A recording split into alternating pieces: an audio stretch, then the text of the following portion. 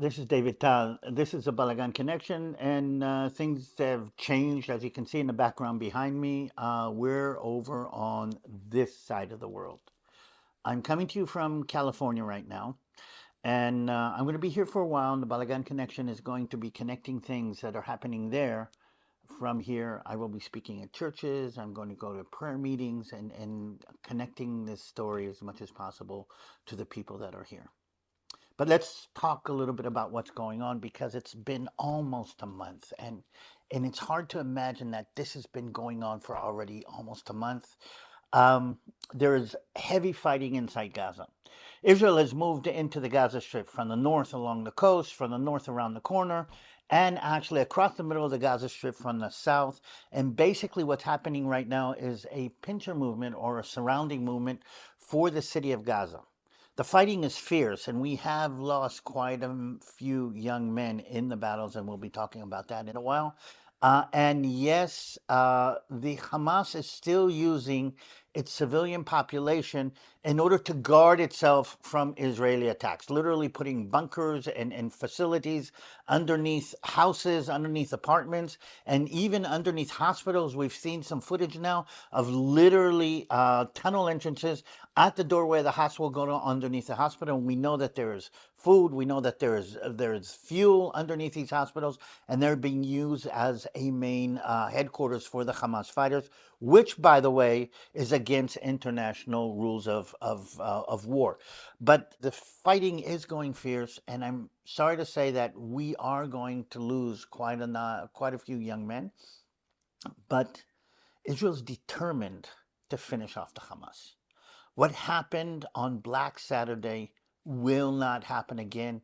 And I think one of the things I want to convey to you from here is that determination is so deeply ingrained because it is not only connected to what happened on Saturday, but it's connected to who we are as Jews. We've been persecuted, we've been mass murdered, we've been killed for being Jews. And one of the things that we realized on Saturday, it's not over. And if we don't make sure that the Hamas is taken away, and I'm saying the Hamas and not the Palestinians, then we are not going to be sure that this is going to be over. And this is something I think people need to understand because I think the Western world thinks that if they demonstrate enough, if they yell enough, and they scream enough, it'll allow me as a representative of my people, not to take out the most dangerous existential threat to my women and my children. Let me make this clear. They killed women and children.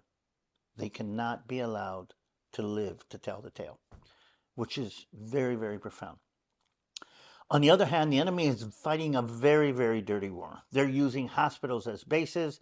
And this week we had an event where they were trying to move some of the Hamas commanders out of the area of the fighting, running away in ambulances.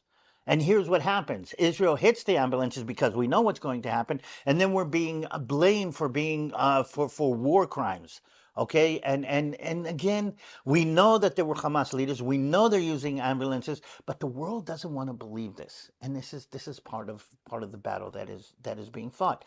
And the battle is still being fought because it's not only Israel attacking Gaza. And what I want to show you here is a movie, a couple of seconds of movie, that was actually shot from the balcony of my house in Modin. I'm not in Modin, but the young family that is living there actually took a camera, went out on the balcony last night, and actually shot this video from my house in Modin. And what you can see behind me here is literally, you don't see the rockets being shot out of the Gaza because one minute the rockets hit the highest altitude, their engine turns off. What you're seeing is the Iron Dome moving in to intercept those rockets above Rishon LeZion, above Ramle, which were the targets they were trying to hit the other day.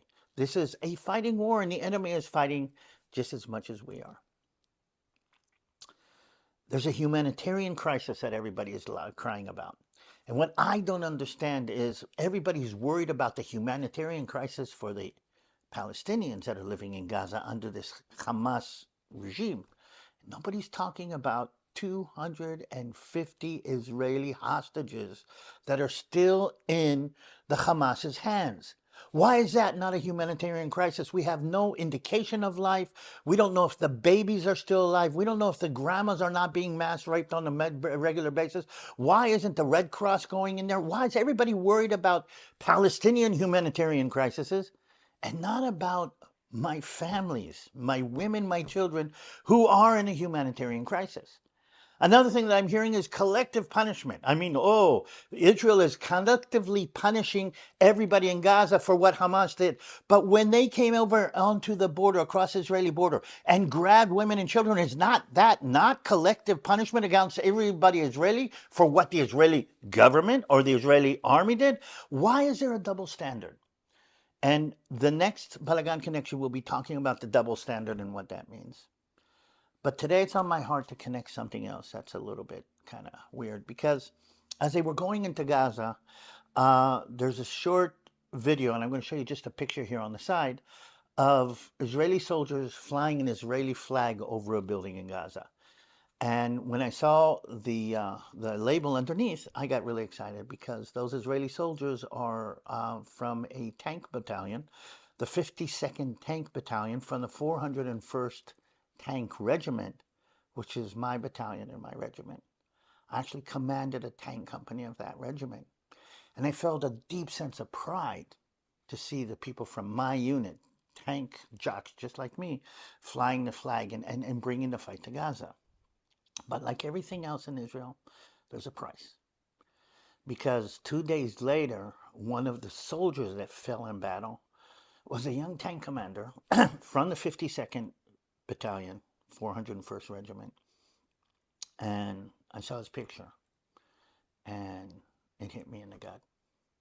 Because 40 years ago, that was me on top of a tank inside southern Lebanon. And he fell on his tank in Gaza. What I'm trying to say is the battle is fierce and the battle is hard, and we will pay a price for what we need to do in order to defend our families. But another thing I want to connect to is another story of a lieutenant colonel who also fell in the battle for Gaza. And what's interesting, he's a lieutenant colonel from a sister battalion, not my battalion. But what was interesting when his name came out was two things. First of all, he was one of the soldiers that reacted to the terrorists inside the kibbutz on that first day, meaning he went into infantry mode and he took out quite a few of the terrorists that were in Be'eri, that were literally massacring Jews inside. But then he would get back on his tank, and inside Gaza on his tank, he was killed in the battles in Gaza. But what struck me amazing, more amazing, is his name. His name is Salman Habaka, Lieutenant Colonel. Now, I don't know if you know, Salman is not a Jewish name. Habaka is not a Jewish name. He's a Druze. He's not Jewish. He's part of a minority of combination of Islam and weird thing that live among us. And those of you who've been here have heard about Druze soldiers. He's not even a Jew. And he fell in battle on his tank inside Gaza, defending the Jewish people. This is not just a war of Jews. This is a war of everybody who is Israeli. And I think that, in a certain extent, composes who we are. It's not just us trying to react to what they did. It's us making sure that everybody in Israel, men, women, children, Jews, Christian, Druze, and everybody else, okay, is going to be safe in this country. And until we are safe, this is not going to be over. So I needed to share that with you because it struck close to me to see that young face on the pictures. I mean, literally, this is what I was years ago. And it's just, we have a saying in Israel, every generation has this war. Mine was in Lebanon. This generation is in Gaza, but it's still the same. And while I'm thinking about this young sergeant, tank commander, and this lieutenant colonel, I couldn't help but connect something else. And one of the things that we do in Israel, I don't know if a lot of people know, but in Israel, in secular schools, we actually study the Bible. I'm old enough to be in a generation where we were actually doing Bible verses by heart. We were actually had to learn Bible verses by heart. And this is one of the chapters that I had to study as a young kid in school as by heart. And the Bible connection that I want to connect today is from 2 Samuel. This is the beginning of King David's political career. This is the beginning of him being a king. But David was connected to soldiers that had fallen in battle before, specifically Jonathan and Saul. And this is what David says at the end of the battle on Mount Gilboa, where Prince Jonathan and King Saul, the Lord's anointed, were killed by the Philistines, who actually some of them lived in Gaza. And this is what he says: "The beauty of Israel is slain on your high places. How the mighty have fallen.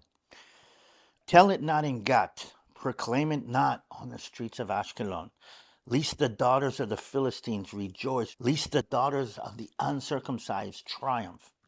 O mountains of Gilboa, let there be no dew or rain upon you, nor fields of offerings, for the shield of the mighty is cast away. The shield of Saul is not anointed with oil. From the blood of the slain, from the fat of the mighty, the bow of Jonathan did not turn back, and the sword of Saul did not return empty." Saul and Jonathan were beloved and pleasant in their lives, and in their death are not divided. They are swifter than eagles and stronger than lions. Ittai and Salman fell in Gaza, protecting Israel. Let their memory be blessed. Pray for us. Pray for our soldiers that are inside. Pray for their families who have to deal with this. Pray for the hostages that are still inside. That it's unfathomable that nobody is actually screaming bloody murder about this. Pray for the leadership who has to make a decision.